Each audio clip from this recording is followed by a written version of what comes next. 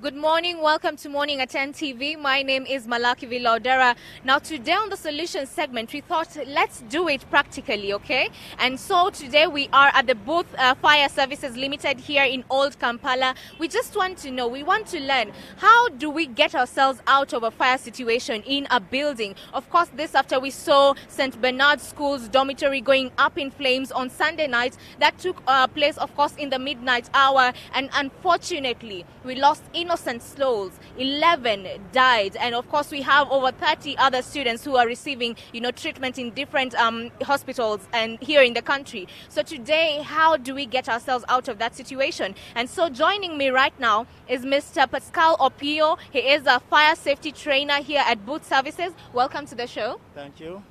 Next to him is Mr. Moses Sebunya. He is the Booth Fire Services PR. Yes? Yes, true. Okay. So today we want you to teach us. It's going to be very practical. But of course, let's start with the theory. Of course, we've seen in the papers today, and police says that every dormitory should not have burglar-proof doors and windows. So with regards to that, what other safety measures need to be put in place in this particular dormitories across, the country, in every single school? Okay, when it comes to safety measures in our dormitories, one thing that is very important that will aid in the evacuation when fire occurs is the exit doors. During the construction, the exit doors must be enough. For example, if the dormitory is accommodating over 50 students, then the exit doors at least must be 2, so that during evacuation, the student can use the nearest exit. And at the same time, the arrangement of the beds in the dormitory, there must be enough corridor that will aid in evacuation, so that when fire occurs, the students are able to evacuate within the shortest time possible. So fire is so dangerous. Okay. It kills in less than 3 minutes because of the smoke. Smoke will impair visibility. Smoke will displace the oxygen that you have in your body, and therefore smoke kills faster, and fire will only come to destroy the remains of the body. Mr. Opio, tell us today, when you say that the doors, we need to have an entrance and an exit door and also emergency doors, what materials should be used to make these particular doors? Because we always see metallic doors in our dormitories.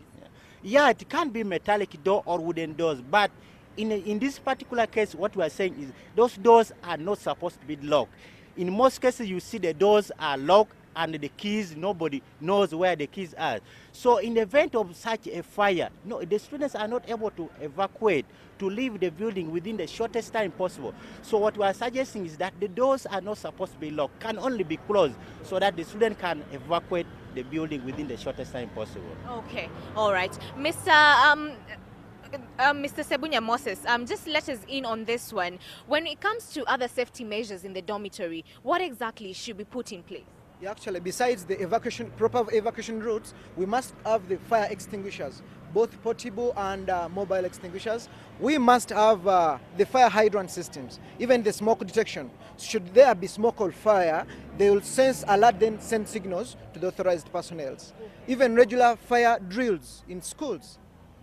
Fire drill? Yes, whereby you practically, as we shall see, whereby practically we take through the students, or management does that, routine drills whereby they don't forget on general fire safety and management. Okay, all right. So we all agree that burglars should not be in our doors? No, they should not be on the doors, because or either on the doors or on the windows, because when it comes to evacuation, the students or every occupants have to use the available means, either through breaking their doors and getting outside, breaking their windows and getting outside. The most important thing is, how long are you going to take to exit the building? Should be the shortest time possible and using the available means which is there. Okay, so let's assume that we've gotten to the point whereby every school has now abided to these particular rules and that there are no burglar doors, or windows in the dormitories. Now, when you get to that point and all the windows are actually made of glass, and we find ourselves in a fire situation, how do I, as a student, escape from a glass window? How do I break the glass window? What part of my body should I be using? Okay, I would suggest you use your elbow to break the glass so that it will help you to get out of the building.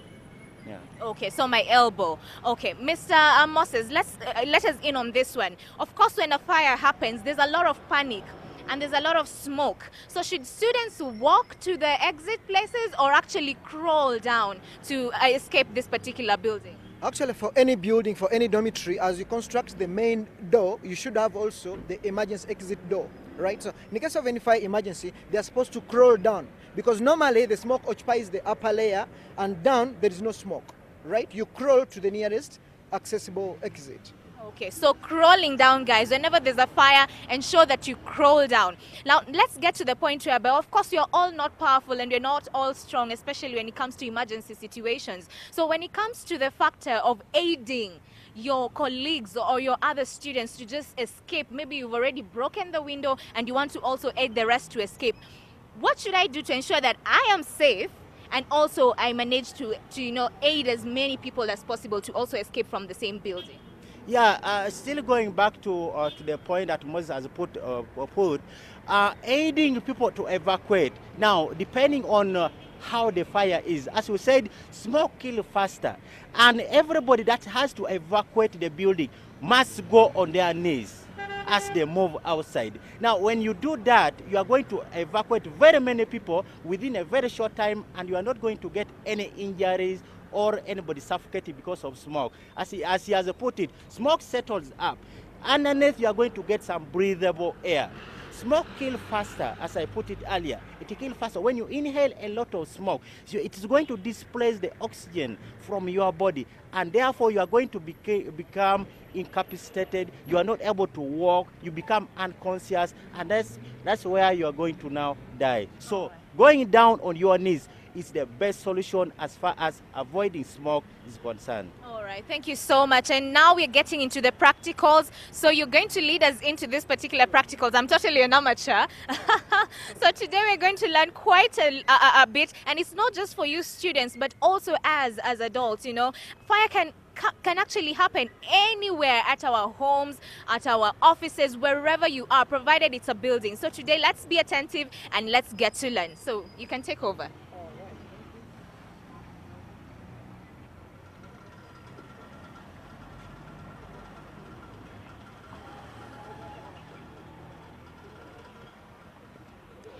So like right now you can see there's a pool of water and fire extinguishers, of course. They have petrol on that other side. So kindly explain to us briefly what you're about to do for us, Mr. Opio.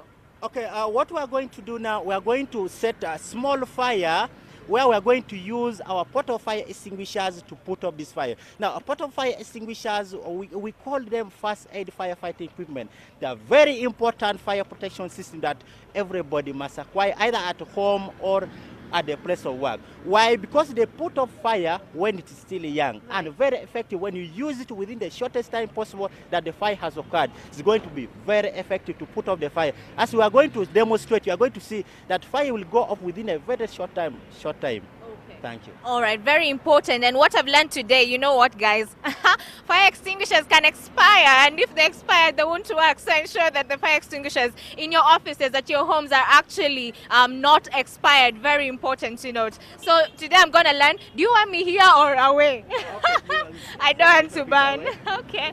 All right. So today it's quite practical. My camera person will zoom into this so that you can be able to follow through what exactly is happening. As you can see, there's a pool of water, and now they're pouring into that particular water petrol. Of course, it's basic science. We know that actually oil floats on water. So they're actually pouring right now fuel on top of this water pool. And so I'm sure the next thing is they're going to light it, yeah? So we're going to be seeing flames in just a few seconds. And so Mr. Moses, you can actually go ahead.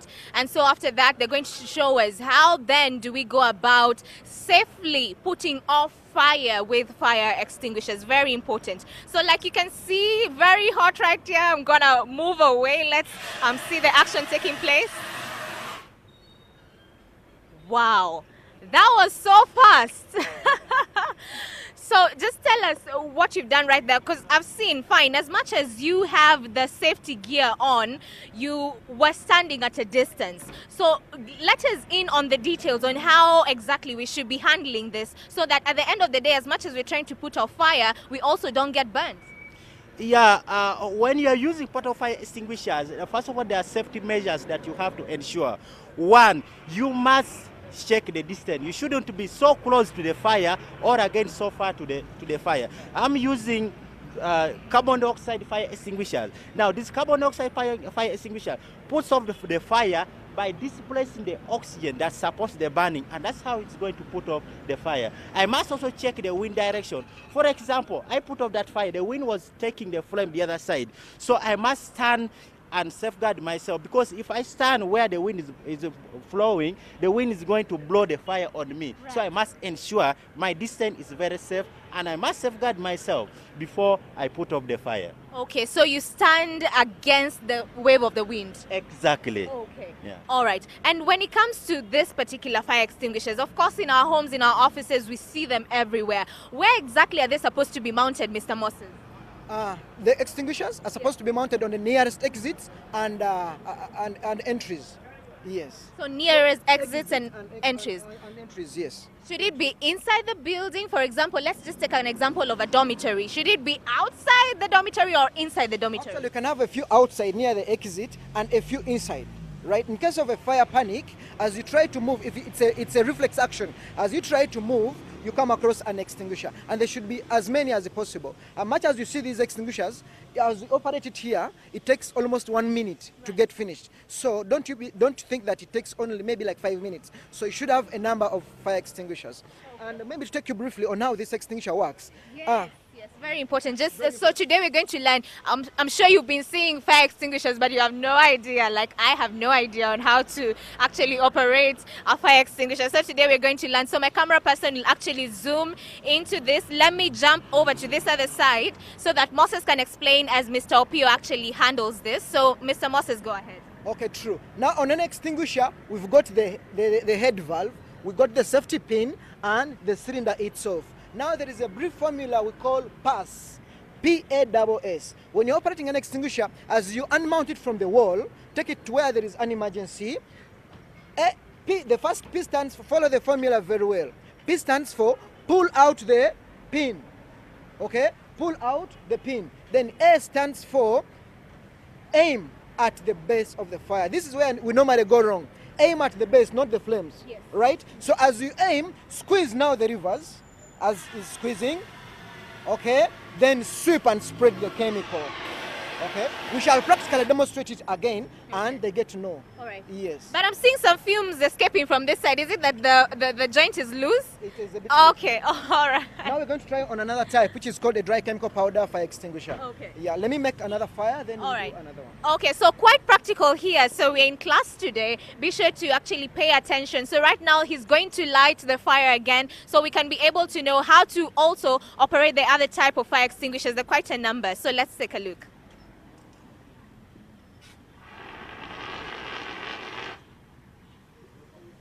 Mr. Moses, it's like magic. And I've noticed there's a difference between the first fire extinguisher and this one. The first one actually produces clear flames, like invisible kind of pressure. But for this one, it's quite dirty, quote unquote, because it's yellow. So explain that to us. I think I can start with Mr. Opio. Yeah, the first extinguisher that we use as a carbon dioxide gas. Carbon dioxide is an inert gas that we put in a fire extinguisher to put off the fire, because it displaces the oxygen content that supports the burning. That is carbon dioxide. Now, what we have just used now, it is a dry chemical powder. This powder has been designed purposely to put off the fire. Now, it puts off the fire in two ways. One, by displacing the oxygen content that supports the burning. Two, by interfering with the chemical chain reaction of the fire. And that's how it's going to put off the fire. One of the disadvantage that it may have, but we consider the most important fire extinguisher that we can use for fire is that when you discharge it, for example, in a room, it may make the place look a little bit messy, like you have seen from here. Yeah. But after using it to put up the fire, you ensure that you ventilate, open the windows, open the doors, so that it can escape. Okay. Yeah. So this one is the most peculiar one in the group of fire extinguishers? Very true. It's a multi-purpose fire extinguishers. ABC. It works on all types of fires. Okay, all right. Anything you want to add on to this one before we actually come to a close? Now, today I'll call you Teacher Opio. Yeah, thank you so much. Fires are very common, very, very common. And therefore, we need to prepare ourselves. And how are we going to prepare ourselves? By, first of all, conducting training in all institutions, in schools, public places. Secondly, installation of a fire protection system. When you go to most places, people don't have them. And therefore, I do advise that most institutions, most public places must have portable fire extinguishers, must have fire protection system that will help in the event of fire. As we have seen from here, very effective when fire has just started. We have gone to so many places where people have used portable fire extinguishers to put up the fire. Right. Very effective. So therefore, I do encourage people to have in place a fire protection system in their place. Fire kills in a very short time. And therefore, if you have portable fire extinguishers in place, if you have fire protection system in place, if you do a drill, carrying out a drill, that is a rehearsal to show that an intended rehearsal. Just you assume that there is a fire somewhere, and therefore people do a rehearsal. In the event of a real emergency, people are able to evacuate. Okay. Yeah. All right, Mr. Moses, your last remarks before we come to a close. What exactly should we be putting into perspective, both, of course, in the private sector, in our buildings, at home, in our offices, and also in our schools? Actually, my comment would be to all our investors, to all our proprietors, to take safety first. Definitely what is killing all of us Ugandans, that we take safety to be the last. Someone puts up an investment of worth 100 or 200 million and he does not even afford to buy an extinguisher of maybe 100,000 shillings. So they should take safety to be priority. Okay, let me ask you a question. Of course, now this comes top of mind. Like you've said, you use a lot of money, you invest in building a building, or you actually buy a building. Is it important to insure your property against fires? Is it important? We stop here. Yeah, it is very important, because one thing that will happen is that whenever fire occurs, an impact is always created. Now, an impact can be the loss of life and the loss of your property. And therefore, when you have insured your property, you can be compensated in the event of fire outbreak. Okay, and with regards to, of course, now we are surrounded with story buildings, sir. Of course, we've been seeing these cases. For example, God forbid, the next building gets up in flames. Them that are in the upper lane, how do they get to escape? Of course, jumping off the window is not an option, but because of the panic, we've seen many people, losing their lives because of jumping off a story building. So if the building like that gets up in flames, a story building, what are the steps A to Z of ensuring that we actually evacuate quite a number of people without losing their lives? Okay, actually, when you're designing these buildings, there must be an appropriate designated evacuation route. For any building, even if it's a 20 level storage, there must be a special route for evacuation. And I can assume a building like a worker's house, okay? Maybe it can take like 4 to 3 minutes for people to evacuate. And you must have designated assembly point. As they all come out, they should assemble for head count to make sure that we don't have any person being trapped inside there. Then also, alternative to that, as they are constructing the buildings, we must have what we call the automatic fire alarm system. Because with the fire, smoke comes out first before the flames come in. So as the smoke comes in, so this the system will assist to inform the surrounding or the tenants that there is a problem, please evacuate. And in any building, on hearing the fire alarm detection system going on, the sirens, please leave whatever you're doing, leave the bags there, lie fast, walk straight, move faster, but don't run to the designated assembly point as the fire marshals and our fire brigade come in. Let me ask you a question, Mr. Opio. We see quite a number of drills happening in our offices, of course, to make sure that we are all vigilant and we respond to these particular alarms. But Do they really work? At the end of the day, we hear people, of course we hear these alarms, but people don't take this thing seriously. So why should we be taking this thing seriously? And for experts like you, how best can you make a drill effective for all to be able to take into perspective that this issue of fire is actually serious and it can get any other person? Now, a fire drill is very important in any organization. One, it checks on the preparedness of the occupants, of the workers in such an area. And therefore, once it is taken seriously, in the event of serious emergency, people will always evacuate the building. Now, as you are putting, you have always seen a fire drill is conducted and people don't always respond. It is therefore very important for the management of such organization to take a fire drill as something very serious. Because a serious emergency will occur and people will not evacuate the building, and the end result will be loss of lives and property. And therefore, I do encourage the management of a place of work to put fire drill as something that is very important, can be conducted on a yearly basis or twice in a year. Okay. When it comes to the issue of fire, it's not just flames, but also explosions do happen. It can happen in our homes with the gas cookers. It can happen anywhere. So in the event of an explosion, of course, we've exhausted the event of flames, yeah? When there's fire, it's just a flame. But in the event of an explosion in a building, what are the A's and B's of that?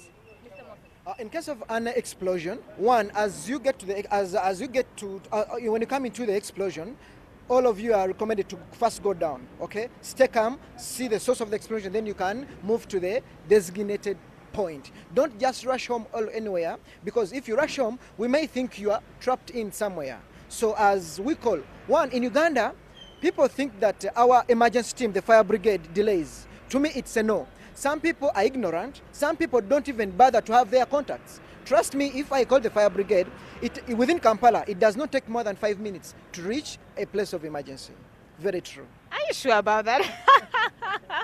Of course, unfortunately, with the issue of the St. Bernard School in Rakai district, the issue was, and the residents were saying, very angry. They called the fire brigade at 12 midnight, but the fire brigade came in 2 hours later at 2 a.m. So with you saying maybe Kampala is different, so that's what you're saying? Yeah, maybe actually the residents, maybe they cannot justify the calling, because now we have the toll-free lines to fire brigade. Someone can call 999. It takes a little longer than the direct lines to the fire station. Right. Maybe that is where the problem comes in. And as you, the proprietor, as you call in the fire brigade, what have you done to ensure safety in the school, in any property?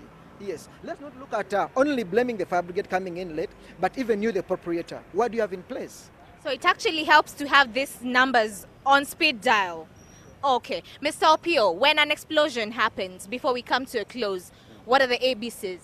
Now, when an explosion happens, first of all, an explosion can be like for a bomb or for a fire. Now, the first thing is you must stay calm, because an explosion, it means something, maybe it's like if it's like a bomb or like a cylinder in the house, it means the fragments will begin to fly up and down. The fragments are the small pieces that will come out of that explosion. So the first thing that you are going to do is to stay low to avoid that fragment hitting either your head or any part of your body. So the first thing is to stay low. As you stay low, you can crawl. You can crawl on your chest or you can crawl on your knees as you move to a safer place. Okay, so crawling, guys, be it explosions, be it fire, the first thing you're supposed to do, get down, crawl. And today I've learned, by the way, down here there's more oxygen as opposed to up here, because once smoke, comes out, it, floats in the air. So how about you crawl down? So that has been the conversation here on Solution segment. Thank you so much, gentlemen, for coming on board. I know you have last remarks, last remarks. We have a few minutes to close. We can start with you, Mr. Opio, before I finalize with Mr. Moses. Yeah, fire safety is everyone's responsibility, be it at home, be it at the place of work, because we have seen a situation where fire have started in a home, maybe due to negligence, children playing with the matches, improper use of the gas cookers. So therefore, whether at home, whether at the place of work, let us take fire safety as our own responsibility.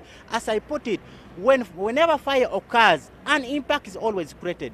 The impact can be the loss of life, the loss of the property that you have struggled to raise for good years. Fire will take it within a very short time. So therefore, let us take fire safety as our own responsibility to ensure our lives and our property are safe from fire. Thank you. Okay.